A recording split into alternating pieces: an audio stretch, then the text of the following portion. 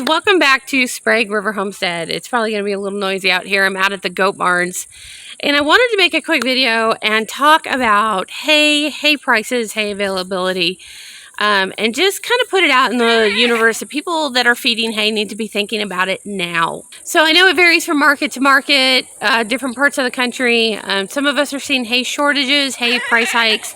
Some of us are not. If you are not, you are going to. At least that's the word on the street. So what is happening in the western United States, as most people know, we are having a drought. Not only did we not get a lot of snowpack, we've gotten some late season rainfall and whatnot, but that has really cut our farmers off from irrigation. Now, in particular, the guy that we usually buy our hay from, they had to go through the application process to be able to do their irrigation wells. And they have 380 acres. They got approved to irrigate 200. Now, all they do out there is hay. So this really has set back the market quite a bit. Of course, he is not alone. The entire area down near Malin, in parts of Klamath County, and Central Oregon, you name it, parts of Washington State, Northern California, even into Idaho, has seen lower production because of rainfall issues. And now we've got this irrigation stuff on top of it. So our hay guy actually did not have hay for us, which has not happened to us in the 4 or 5 years we've been buying from him. And we did have to go buy hay from somebody else. He had some alfalfa that we did end up going and picking up some alfalfa from him. But the prices, you better believe the prices are up. So I've seen a lot of people waiting it out, thinking, oh, prices will come down. Please don't be one of these people. I know prices are pretty high right now. For grass hay alone in our part of the country right now, it's running anywhere from $350 to $450 a ton, which is about double of what it normally is. Prices were up last year pretty high. We still managed to get ours for $270. This year we had to pay $380. I have seen it go for much higher. The other thing is a lot of hay people right now are selling by bulk, which they don't always do. I've seen a lot of hay producers that are selling by the stack only, and at least in our part of the country, a stack is about 64 bales. It varies a little bit, but it's going to be about 3 to 3.5 ton, and they want you to come get it all at once. They don't want to fool with loading it multiple times. They want one and done. Not everybody has that availability, but that is kind of the thing. And there seems to be a price difference. The guys that are selling for $300 and $400 if you buy the stack are adding surcharges of extra fees if they have to break that up, if you're buying only a 10 or 2 at a time. Right now, buying individual bales is really tough. There's only a few places around that I know of, and even the feed stores are kind of coming and going with hay. So if you're not in the western United States, you're probably wondering, how does this apply to me? Well, here's what's happening, and I'm already seeing it in some of my groups online, and it's just going to be a cascading problem, right? We have estimates that I have seen is we are producing as a nation right now about half of the hay products that we normally do. And some of that actually goes overseas, believe it or not. We send quite a bit of hay to, I want to say it's Japan, especially here on the West Coast.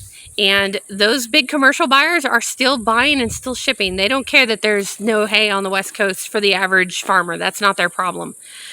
So what's going to end up happening, and what I'm seeing now, is people in my area are buying hay from Idaho. And some of that is 6 and 7 hours, but they are either, they know somebody with a big rig and they're going and they're getting a full-size 52-foot truck and they're bringing it, or they're going in with people. I'm hearing it out of Central Oregon. Some of the horse clubs are starting to do that, starting to branch out and bring in hay from other parts of the country. So what does that mean?